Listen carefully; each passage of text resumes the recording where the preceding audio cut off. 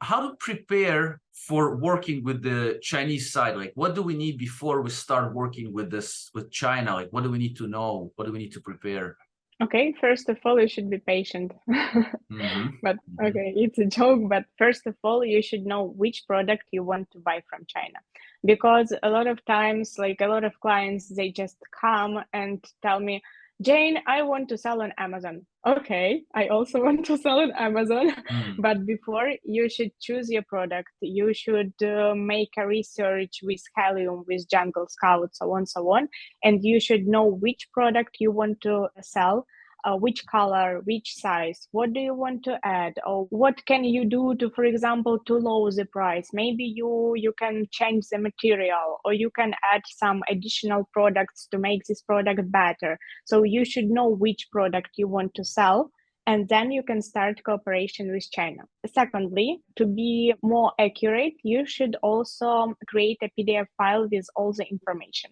For example, the name of your product with all the information, like it's a metal thing with additional wooden stick or something. Then you have the picture of your product.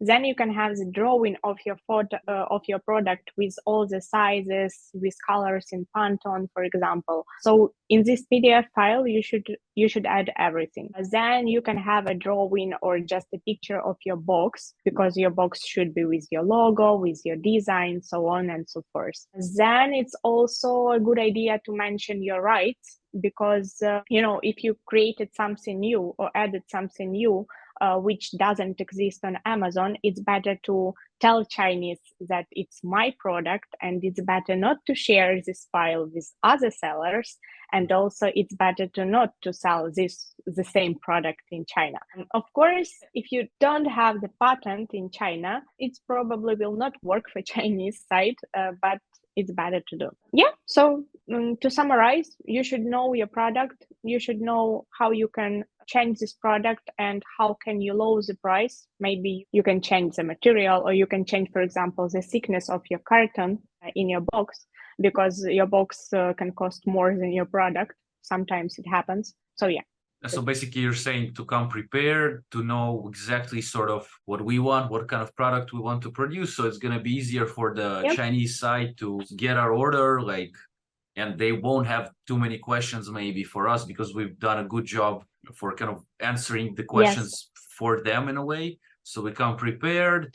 And also one more thing, you should know the price, because, for example, one supplier can give you $5 and you will be like, okay, $5, I can sell it for $5.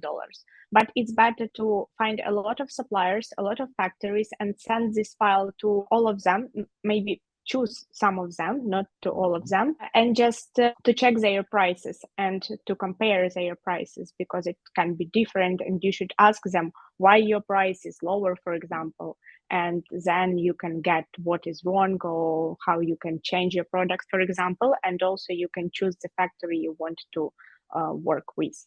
Yeah, right. And I guess we also got to know, before we decide what is a good price for us, we got to sort of understand what is a good price for us by, for example, if it's Amazon, we have to check the Amazon Revenue fees. calculation. Yeah, exactly. There's revenue calculator by Helium 10, for example, or other programs, Jungle Scout, or there are many actually that have this in kind of built into this calculator. So you can even use the basic one by Amazon itself. But usually with the ones like by Helium and Jungle Scout, they have more built-in features that will allow you to get even more precise with the margins that you make. So based on that, you can see, like, for example, Go price for me is $2. Like if I get to $2 with the manufacturers, I'm good to go, So you got to know that, though. You got to know, is it 2 or 4? So you can use such calculators to calculate, and then you come, and of course you can, as you mentioned, contact different suppliers and get quotes for them and all that. So yeah, pretty interesting. Okay. So that leads to the next question then: how to behave with the Chinese manufacturers, suppliers, so that they can be the best suppliers for us. So how to communicate, what questions to ask, like how to supervise, what not to do. Mm-hmm. So be patient. There you go. There you go. Yeah. Yeah, because with Chinese, it's like the most important thing to be just patient. Mhm. Chinese business really differs from the American style of doing business, Ukrainian, and so on and so forth. First of all, you should be their friend. It's better not to be a boss for Chinese supplier and not to, for example, to scream at them or to share that you are really angry and like say some bad words or something like this. It's better to be a friend.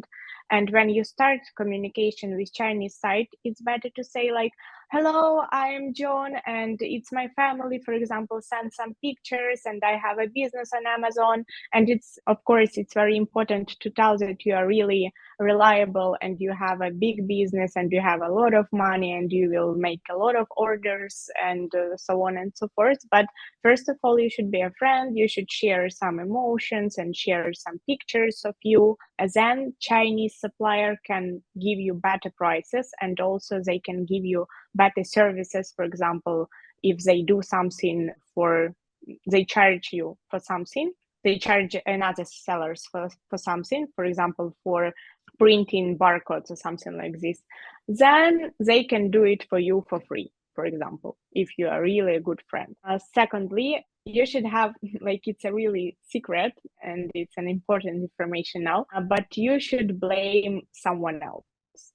For example, you can say, it's really good and it's really nice to work with you and I like cooperation with you. You are a perfect supplier, but my partner really angry at something you done, for example, or something you did, or for example, my partner doesn't agree with this price, or we should change this, we should change that, and you should blame someone else. So you will stay the best partner for him.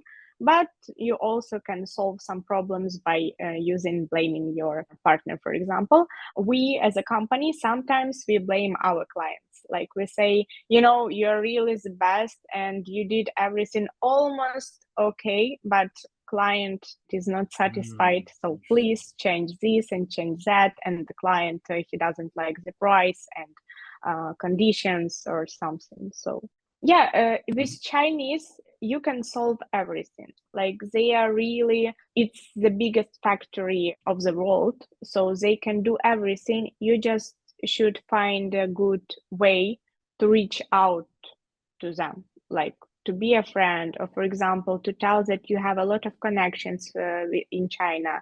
For example, you have friends and they can come to their factory and check something. And you can say, for example, we have a lot of clients. Yesterday, we did an inspection of 3 factories. We just representatives of the client. We come to the factory. We are discussing our client with this factory. We check conditions of production line and we are just communicating, and then they know that this client is really important and this client will give you a lot of money, a lot of profit, so on and so on and so on.